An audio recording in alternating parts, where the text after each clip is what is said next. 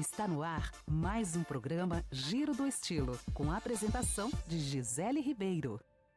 Olá a todos, sejam muito bem-vindos. No programa de hoje nós vamos falar sobre desenvolvimento e movimento infantil, o papel da ortopedia pediátrica. Por isso nós vamos conversar com o Dr. Túlio Canella, que é médico ortopedista infantil. Eu estou vestida por Sou Consciente e a beleza por Blow Belvedere. Seja muito bem-vindo, doutor. Muito obrigado, Gisele, pelo convite de participar aqui do seu programa, Giro do Estilo. Vai ser um prazer contribuir com mais conhecimento, com mais aprendizagem do seu público. Espero que vocês aproveitem bem. Eu tenho muita vontade de sempre estar ensinando e contribuindo para o bem-estar das crianças.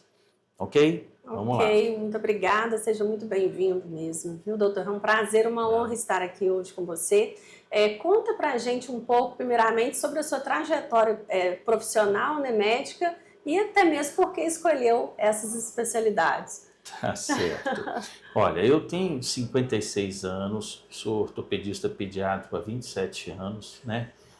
E recebi, assim, para fazer a medicina, muita influência do meu pai, que era médico veterinário, né?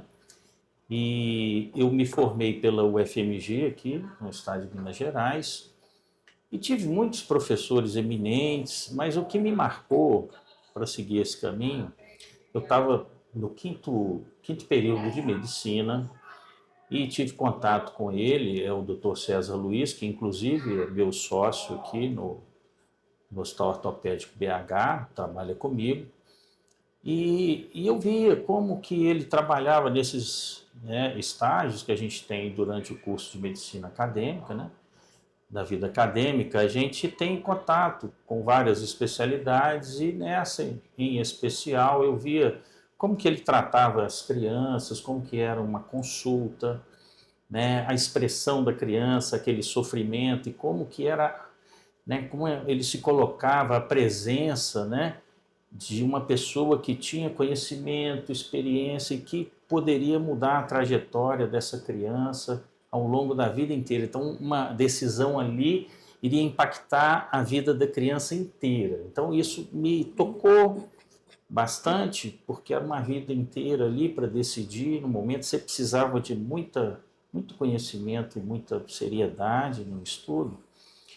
E me identifiquei, me conectei com um propósito, né, que é ajudar as crianças com esses problemas ortopédicos aí. É isso que me conectou e com essa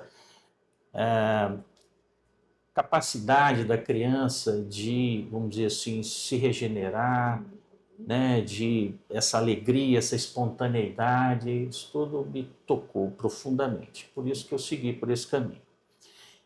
Hoje eu sou médico-chefe lá da ortopedia pediátrica da FEMIG, né, do Hospital João 23, do IPSENG também, ortopedia pediátrica, e sou professor das ciências médicas aqui de Minas Gerais também. E a gente tem um serviço que tem uma formação do especialista em ortopedia pediátrica, o R4 também.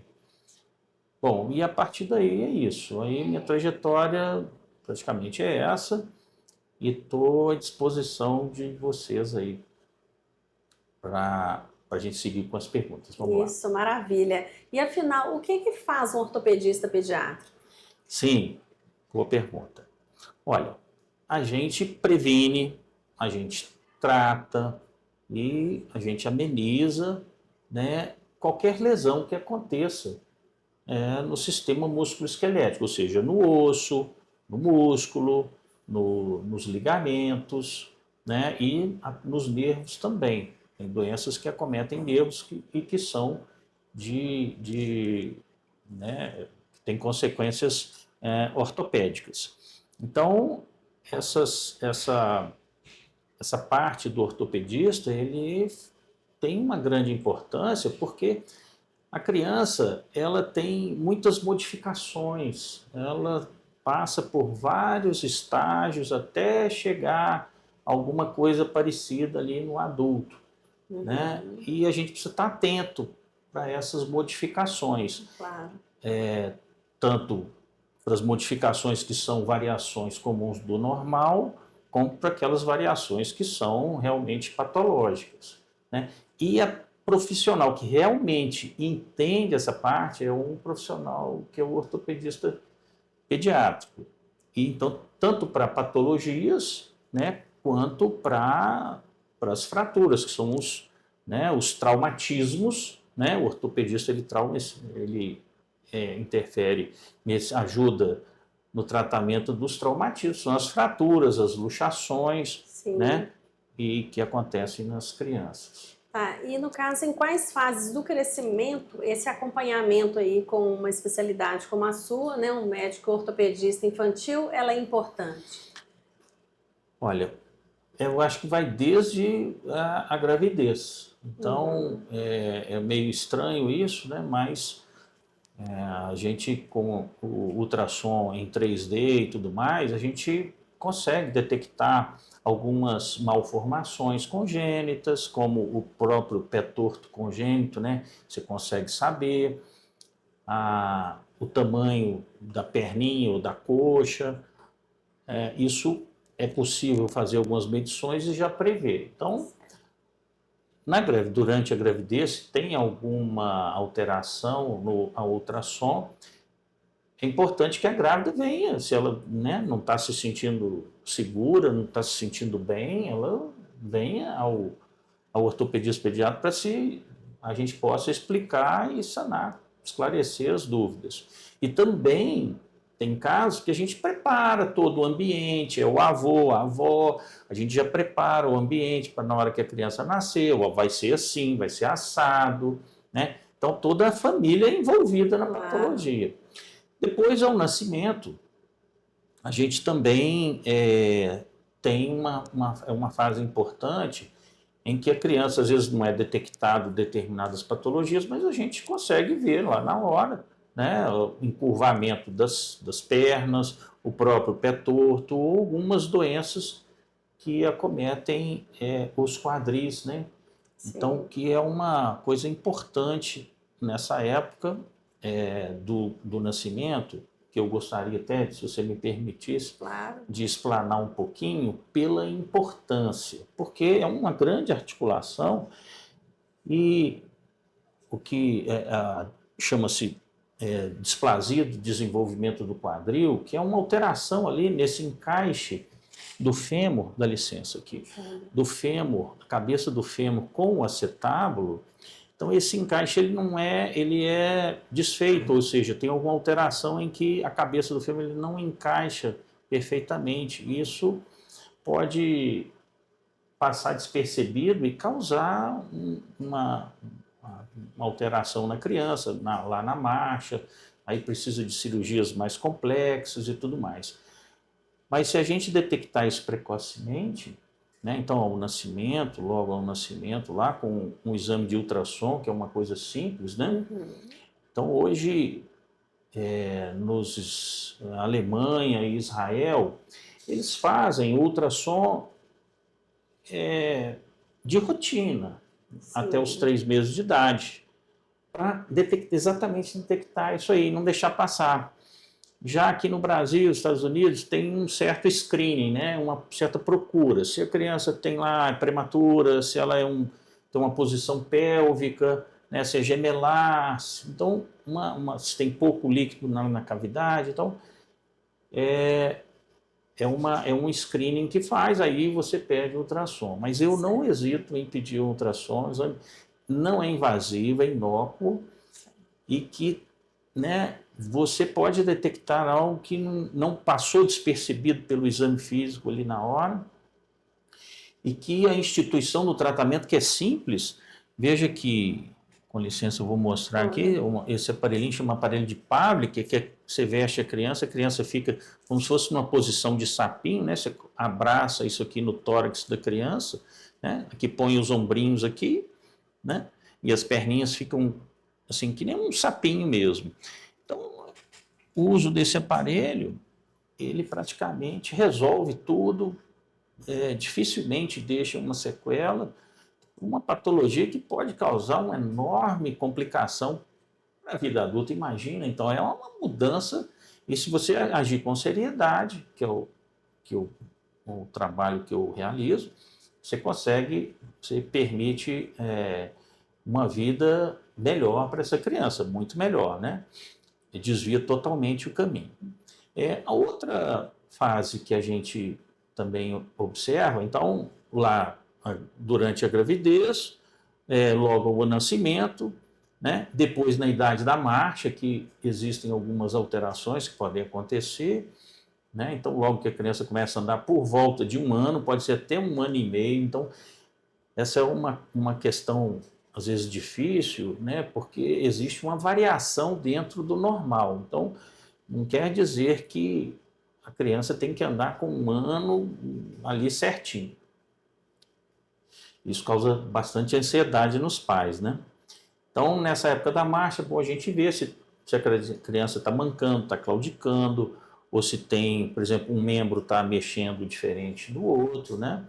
A própria pisada da criança, né? É a hora que a gente avalia o pezinho da criança, que ele é mais chato mesmo, isso faz parte do desenvolvimento da criança aí. Você tem figuras, imagens dos pés para mostrar para gente, doutor? Tenho. Aqui, ó. Então, aqui tem só uma cartilhazinha para ficar mais fácil, que inclusive eu explico para os pacientes. Então, que é mostrando o desenvolvimento. Aqui é como se fosse o pé. Aqui a gente tem um podoscópio, a formação do pé, né? Então, ele todo, no começo, todo o pé, a planta do pé, ela é toda encosta no chão. Por quê? Porque a criança tem os ligamentos todo mais elásticos, isso faz parte, a criança cai e não fratura. Por quê? Porque ela é molinha, então absorve o impacto, a natureza é perfeita. Então, o pezinho também, esse arquinho, vai se formando até os 7 anos de idade.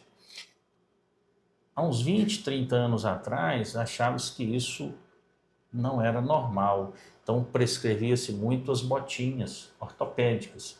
Então, pais, né, os avós e as avós devem ter bastante história daquelas botas pretas, duras, rígidas, empurrava de qualquer jeito lá para formar um arquinho, e aquilo, se a criança tivesse realmente alguma alteração, ela ia continuar, e a botinha, né, seguia o desenvolvimento. Então, ela não alterava o curso normal das coisas, né?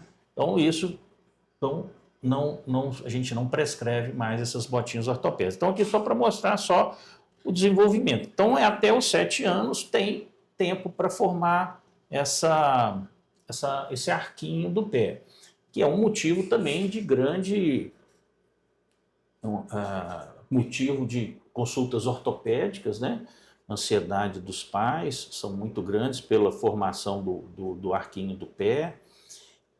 Na verdade, precisa desse, ele é importante, mas existe muita variação. Quando precisa, a gente avalia aqui no consultório, o profissional, sempre o ortopedista pediatra, né? Alguns profissionais, assim, os fisioterapeutas ou pediatras, eles têm uma ideia um pouquinho diferente. Então, por isso que é importante a pessoa que cuida disso, né? Que tem experiência. Claro. E depois, só para fechar aqui, então, nessa época da marcha, depois lá pelos 7 anos que a gente vai ver se isso tudo se completou, se a perninha está retinha, se o jeito de pisar está certinho, se já a criança, né, já tomou esse determinado ritmo de crescimento aí normal, e depois na adolescência. Por quê? Depois dos 11, 12 anos, que é aquela idade que tem um crescimento, é o segundo crescimento mais rápido, e que pode haver alguns problemas, principalmente na coluna, dores aí nos pés, relacionado a atividades físicas, né? Aí começa a encorpar um pouquinho mais. E você chegou a falar da displasia de quadril. E eu lembro também que você tinha me sim. mostrado essa imagem. Você quer falar um pouquinho também sobre ela? Sim, doutor? falo sim, claro que sim. Então aqui, essa radiografia é para mostrar, assim, não precisa ser especialista para ver, né, que aqui que está a cabecinha do fêmur, a criança tem muita cartilagem e a gente vê, às vezes, só uns pedacinhos aqui, umas bolinhas, né? A cartilagem não aparece no raio-x, que é aquele branquinho do osso, né? Onde está calcificado a gente vê, que essa é a diferença da criança para o adulto, né? Então, a gente consegue aqui ver que essa cabecinha do fêmur aqui, ela não está dentro aonde deveria estar, né? Então, nesse caso, aqui ela está perto do acetábulo, mas existe uma descobertura da cabeça, como se fosse um boné, né? Um chapéu que esteja, se veja, fora da, querendo sair fora da cabeça, né? Então, tem duas coisas aqui acontecendo, mas, para exemplificar, né, são patologias aqui que essas aqui passaram. Não foram, isso aqui não foi detectado na época devida, né? Essa criança aqui está com 6, 7 meses. Poderia ser tratada não operatoriamente, né? No caso, a gente tem como, obviamente, tem como tratar, não tem dúvida, vai ter que tratar. Mas o grau de complexidade e dificuldade vai aumentando, né? Sim. Aí, quanto mais experiência, melhor o resultado e tudo mais. Então, aqui a gente já viu que teve que fazer essas cirurgias aqui para entrar a cabeça e se desenvolvendo bem. Então, mais uma vez, então aqui já é um caso lá na frente que realmente precisou de uma coisa mais agressiva. E daí a gente bater nessa tecla. Uma vez detectado lá no nascimento, com uma consulta com o ortopedista, você eliminou isso aqui e tudo bem, vida normal. Isso é uma maravilha, uma coisa simples, né? E uma coisa que complexa e que você resolveu lá de maneira muito simples. Certo. E quais são os sinais de alerta que o pai deve ter para a questão do movimento da criança, né? Tá, então assim, para a gente resumir de uma forma, fazer uma coisa assim mais fácil de entender, a gente tem alguns marcos do desenvolvimento, que é a criança firmar a cabecinha, você puxa assim, a criança firma a cabecinha aos 3 meses, depois ela senta aos 6 meses, de 3 em 3, né? Engatinha aos 9 e fica em pé, começa a andar com aos 12 meses, 1 ano de idade. Então, esse é um marco assim, geral, mas não precisa necessariamente seguir isso aí. Quando a criança, às vezes, a gente fica preocupado para ver se tem um movimento, por exemplo, do pescoço, a criança fica olhando mais para um lado, inclinando a cabeça, né, que a gente, que é o torcicolo, o diagnóstico diferencial para isso aí é o torcicolo congênito, que é um dos motivos de consulta aqui para a gente, né? E também essa parte, né, por exemplo, uma perninha mexer menos que a outra. Sim. Então, pode ser algum problema neurológico que está afetando, e um problema neurológico, ele traz o movimento da criança, é muito importante para desenvolver as articulações. Então, se você movimenta menos, aquela articulação começa a movimentar e o desenvolvimento dela fica prejudicado. Então, é um efeito dominó. É uma coisinha, não é só isso, mas ela provoca um efeito dominó e que a gente tem que estar preparado para detectar. Então, é só, normalmente nos membros inferiores, a gente compara um lado com o outro, Sim. no bracinho também, né? Ver se a criança está mudando de bruços, ou né, de barriguinha para cima ou barriguinha para baixo.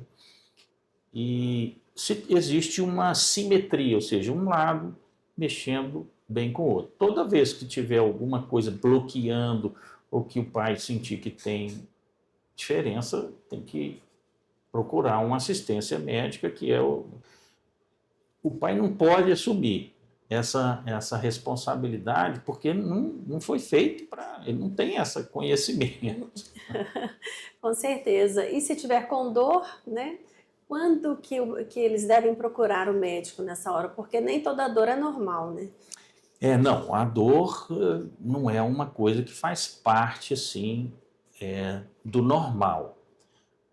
Única situação, eu vou botar logo a exceção para depois a gente fazer é a dor chamada dor durante a fase de crescimento, que é uma dor com certas características específicas. Então, ela é uma dor mais à tardinha ou à noite, é uma dor difusa nas duas pernas, pode ser num dia, numa na outra, é na canela, é na coxa, é uma dor difusa, a criança não consegue apontar com o dedo e, às vezes, os pais, assim, quase que eu fui para o pronto-socorro, quase que eu saí, fui na emergência com as dores.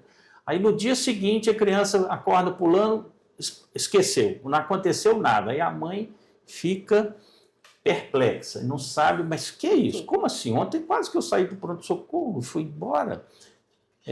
Então, essa dor, aí não é todo dia, uma dor pode ser de um dia ou para o outro, mas mantendo essa característica, não tem nenhuma doença com essa característica.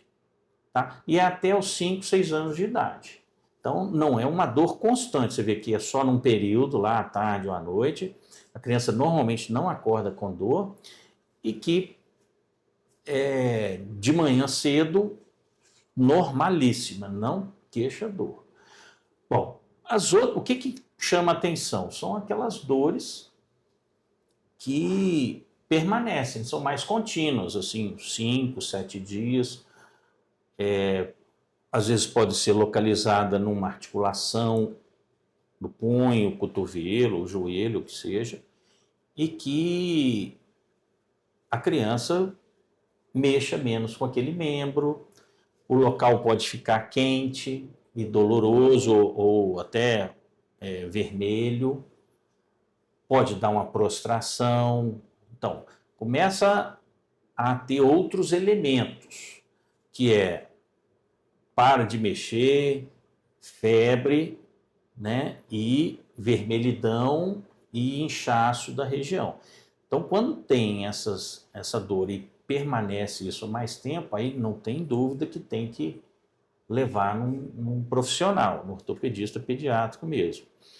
Agora, aquelas dores inconstantes que acontecem nos meninos, principalmente menino, né, que joga futebol, aí chega em casa, dá aquela dor, aí fica ali, toma um suquinho, daí a pouco melhorou e tal. Normalmente essas vai dar para os pais aguardarem, observarem bem essas características para trazer para a gente. E a gente olha que tem que examinar, realmente não tem como, né? Sim. Mas são mais tranquilas. Essas que eu te falei, que já cursam vamos dizer assim, com um acometimento. Você vê que a criança tem algum acometimento, que ela está sofrendo mesmo. Doutor, problemas ortopédicos na infância podem impactar na vida adulta? Claro que sim. Né? Então, eu já falei algumas patologias importantes, porque a criança, como eu falei, tem mudanças, ela está sempre evoluindo, tem as regiões do crescimento, né? Então ela está sempre transformando e qualquer alteração, qualquer lesão que aconteça no músculo, no osso, nos tendões, doenças angulares, né? de deformidade no osso ou fraqueza óssea ou fraqueza dos tendões, elas trazem grande dificuldade na vida adulta, né? O sofrimento da cabeça do fêmur, por exemplo, na doença de Pertz, né? Que é um sofrimento lá na cabeça do fêmur. Então, se não tratada adequadamente, esse adequadamente é importante, porque uma coisa, tratou, mas não tratou adequadamente, não adianta. Esse é um problema que nós temos. Então, é importante o ortopedista e o ortopedista que entenda do assunto. Se não sentir firmeza, não segue não. Vai em outro, pede opinião, porque é importante o tratamento correto para você ter um benefício futuro, com certeza. Maravilha. E com relação a atividades físicas, elas ajudam ou não nessa questão do desenvolvimento ortopédico? sim, ajudam e muito. Então é muito importante, isso já é falado, né, já é veiculado em todos os meios aí, todo mundo já sabe que a atividade física para criança estimula muito o crescimento, os ossos, as articulações, o desenvolvimento do cérebro, né, do movimento, da coordenação, do equilíbrio, né? Então isso tudo faz parte do desenvolvimento global da criança. E o movimento é vida. Então a atividade física, natação, então tem as atividades físicas que são, você não precisa ter tanta, vamos dizer assim, preocupação, que é a natação, futebol, vôlei, basquete, né? Outros que esportes já são um pouco mais difíceis, por exemplo, esses esportes de hoje, parkour, quer dizer, pula muito, né? Ou então alguma atividade que seja profissional mesmo, então a criança é um atleta, né, olímpico, então tem que ter uma coisa bem específica para aquilo. Por quê? Porque a criança tem regiões de crescimento. Então, vou mostrar aqui só um pé como exemplo, a gente tem o vermelhinho aqui, é a placa epifisária de crescimento. Tem na tíbia, tem no calcanhar, né? Posso mostrar aqui também no joelhinho, isso é um exemplo aqui, né? Tem no joelhinho, na placa, são as placas de crescimento. Então, elas têm células que são jovens. E essas células jovens, elas têm menos resistência que as células já maduras. Então, se você colocar uma força, né, um movimento a mais ali, ela vai reclamar, aí vai dar dor. Se continuar, às vezes, pode até deslocar essa placa ou ter um traumatismo, uma lesão maior. Então, o próprio organismo, ele se cuida, ele dá o grito lá, né? Mas existem situações que você tem que ter um maior cuidado. Então, assim, depois dos 14 anos, aí fica um pouco mais tranquilo, que as lesões na placa já são menores, o adolescente pode começar a fazer academia, uma coisa assim, fica mais tranquilo. Mas essas atividades físicas, elas desenvolvem muito pulmão, né? Criança com chieira e tudo mais, então isso vai ajudando muito o desenvolvimento, inclusive coluna, né, para não dar essas deformidades todas na coluna e tudo mais, evita algumas deformidades e além da convivência, né? Então o benefício não é só ortopédico, né? Tem social. Muitos outros benefícios. E no caso da musculação, até me veio agora em mente, assim, eu já ouvi falar que dependendo da idade, não é bom porque cresce para os lados. Então, se tem isso mesmo ou é um mito? Não. A idade é o seguinte, depois dos 14 anos, você pode fazer a musculação mais ou menos guiada, porque o osso ele para de crescer 17, 18 anos. Uhum. Mas no finalzinho, aquelas células, a maioria delas, elas já estão mais fortes. Então a gente não precisa ter aquela preocupação com idades como 8, 10, 11 anos. E a musculatura, o desenvolvimento dessa musculatura que você está se referindo, ela é natural depois dos 17, 18 anos, que aí o organismo, num primeiro momento, anteriormente, ele está querendo crescer, o osso, ele está preocupado, o metabolismo, ele está preocupado com uma coisa. Depois é que, né, na mulher também, ela desenvolve as curvas, tudo mais, então é mais para frente. Aí, 17, 18 anos, aí a musculatura começa a ficar mais encorpada. Aí você sente esse impacto aí da musculatura. Mas antes disso, não há nenhum problema com relação a isso. Ótimo, doutor. Obrigada, viu? Era uma dúvida que eu tinha sobre isso. Claro, que isso. Agora, com relação às telas, né? Pode ser preocupação e também de muitas mães, agora nessa Com era certeza. da tecnologia. Como que fica a postura e o movimento das crianças? Prejudica? A resposta você já sabe, né? Todo mundo já sabe, não tem jeito. Então, essa introdução aí dos celulares e das telas, com o aumento, né, de tempo nessas telinhas, e hoje eu acho que é mais o celular, né? Porque ele é mais fácil de ser transportado, é pequeno, então tudo fica mais fácil, todo mundo faz no celular. E essa postura, né, de você abaixar e fazer no celular, então toda essa parte aqui da cabeça, né, se você ver aqui, ela é sustentada por essa musculatura. Então, isso, durante muito tempo, começa a causar dores nos ombros, nas costas, né? Tem a parte, eu vou sair um pouquinho, mas a parte oftalmológica também, né? Que você precisa de olhar de perto, mas precisa de olhar de longe. O músculo também dos olhos. Então, essas posturas em frente ao computador também, né? A criança fica, né, com aquela que a gente chama má postura, né, em forma de corcunda. Então, se me permite aqui, vou só mostrar aqui, tem um modelinho da coluna, né? A nossa coluna aqui, ela não é retinha, né? Ela tem algumas curvaturas, uma lordose cervical, uma cifose torácica, lordose lombar, mas se a criança começa a sentar toda torta na cadeira, né?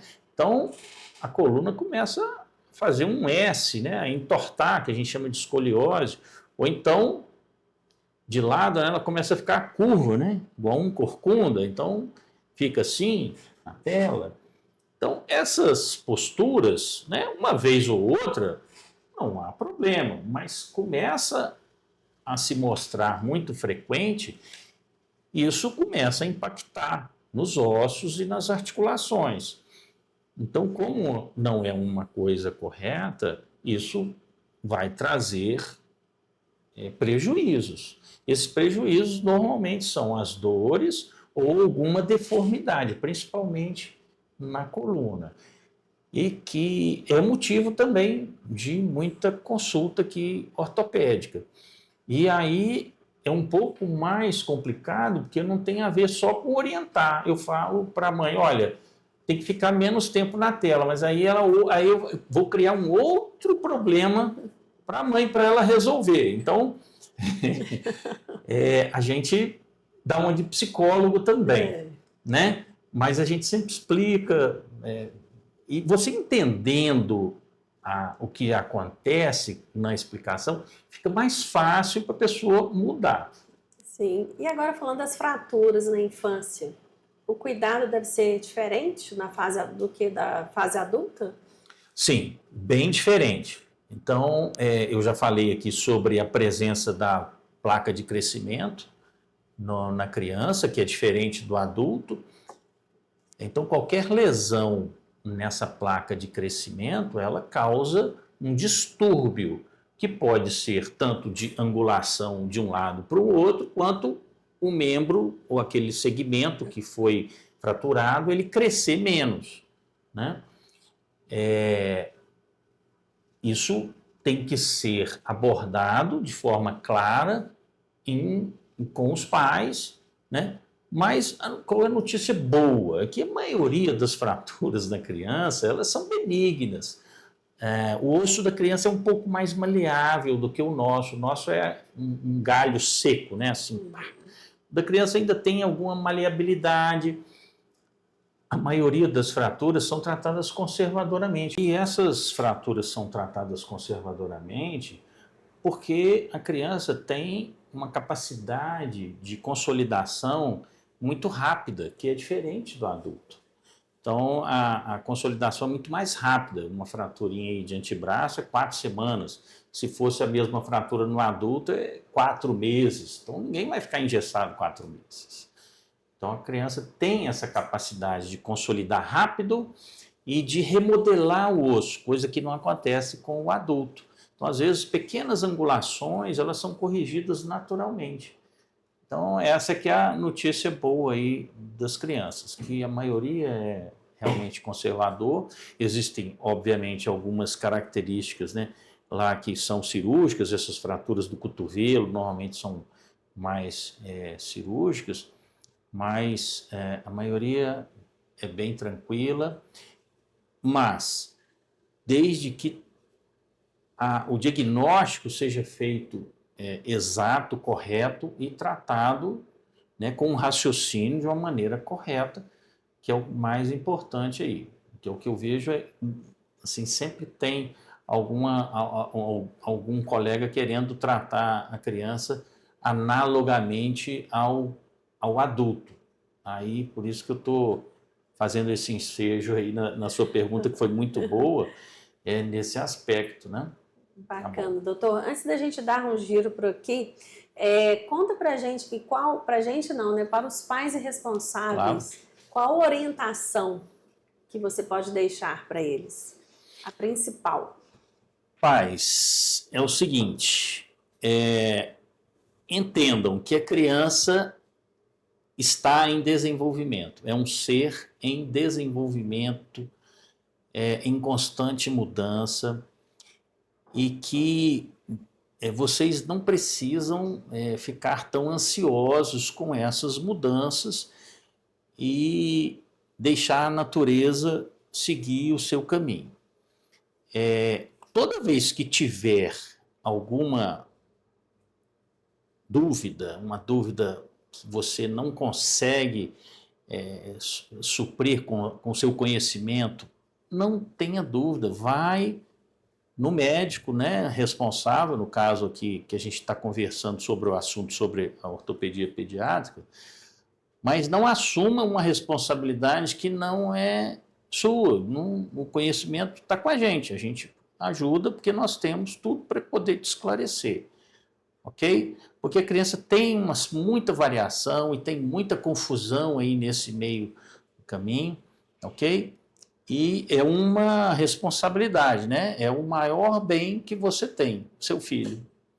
Ok? Então, ele merece uma consulta para tirar as suas dúvidas. Isso aí, tá doutor. Bom? Então, vamos dar um giro? Vamos? Aqui? Então, vamos. Então, agora a gente vai apresentar para vocês um pouco aqui da clínica do Dr. Túlio Canella. É com você, Dr. Túlio. Obrigado, Géli. Olha, então vamos conhecer um pouquinho aqui da clínica. Aqui é a nossa recepção, onde o paciente é atendido, aqui o atendimento, né, onde tudo acontece aí. Aqui a gente tem as cadeiras, o espaço amplo aqui, tem um monte de brinquedos aqui para a criançada se divertir, não falta diversão, espaço, dá para os pais ficarem tranquilos e esperando aqui. Também tem uma televisão ali também. Então, vamos lá? Vamos conhecer aqui o consultório? Vamos lá. Vamos lá, Gisele? Então, aqui, ó, são 4 consultórios aqui. O meu é o número 4. Faz favor. Ah, maravilha. Pode entrar. Olha. Bom. Vamos lá. A gente tem aqui a maca, tem alguns quadros aí. O que a garotada gosta é desse mapa aqui, olha. Para onde que eles vão, onde é que eles vão viajar, sabe as bandeiras todas, né? Se diverte aí. Então é aqui que é o meu cantinho aqui, onde eu faço a consulta, onde as coisas acontecem mesmo aqui. Ok, e agora, para a gente dar um pouquinho de continuidade, fazer um workshop, mostrar alguns aparelhinhos que a gente usa na ortopedia pediátrica, então, o que eu vou mostrar para vocês na prática, né? Essa daqui é uma botinha chamada Dennis Brown, que a gente usa num momento para paciente que tem pé torto congênito, né? Então, a gente usa uma sequência de gessos e tudo mais, depois faz uma tenotomia do tendãozinho, mas depois a criança usa essa botinha aqui para dormir com ela durante um tempo e chama férula de Dennis Brown, só para exemplificar. Aqui são algumas órteses que a gente usa para criança que tem paralisia cerebral mielomeningocele, né? Então, algumas doenças que a gente passa para o pezinho para apoiar o pezinho, chama tutor, né? Tutor curto. Aqui é um sapatinho que a gente às vezes prescreve, né? Mimetizando, ele tem uma areiazinha aqui dentro, porque o ideal é que a criança realmente pise com o pé descalço, que é para, né, estimular o arco plantar e assim ficar melhor todo esse sistema, né, de condução do cérebro até o pé, né? Depois a gente tem aqui o aparelho de Pavlik, que eu já falei para vocês, né, que é esses tirantes aqui para doença displásica do quadril. Então, quando, né, a cabecinha do fêmur está fora, qual que é o objetivo? A criança ficar igual sapinho. Então, na hora que ela abre a perna, sapinho, a cabeça fica lá dentro e ela estimula essa região aqui e resolve a patologia, né? Depois, algum outro material aqui, ó, que é uma haste que a gente telescópica, né, que a gente usa na osteogênese imperfeita, que é uma doença que tem os ossinhos de vidro, né, os ossinhos fraquinhos e vai deformando demais. Então, a gente coloca isso aqui dentro do osso e ela vai crescendo junto com a criança. Então, ela vai se alongando, a criança vai crescendo e o ossinho vai...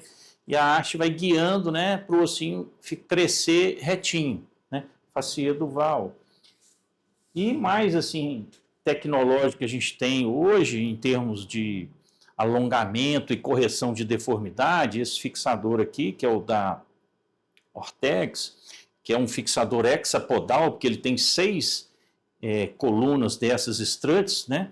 E esse fixador externo, então o osso tem uns pininhos que ficam dentro do osso, ele consegue corrigir, né, alongar o osso, né, torcer o osso, corrigir deformidades de torção e também de angular, né, para um lado e para o outro, para frente, para trás. Então, é uma tecnologia baseada na NASA, né, e a gente consegue tudo com esse aparelho, faz tudo, né, é o que a gente tem mais assim de tecnológico, tá bom?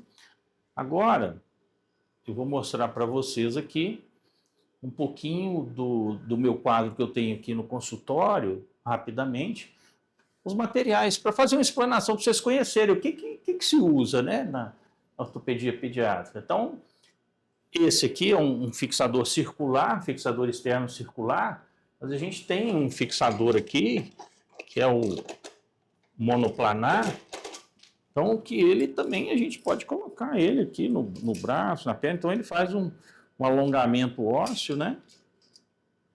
Ele faz isso aqui, ó, né? Você vai crescendo, ele é só um plano, né? Não é em vários planos, ele é um pouco mais restrito.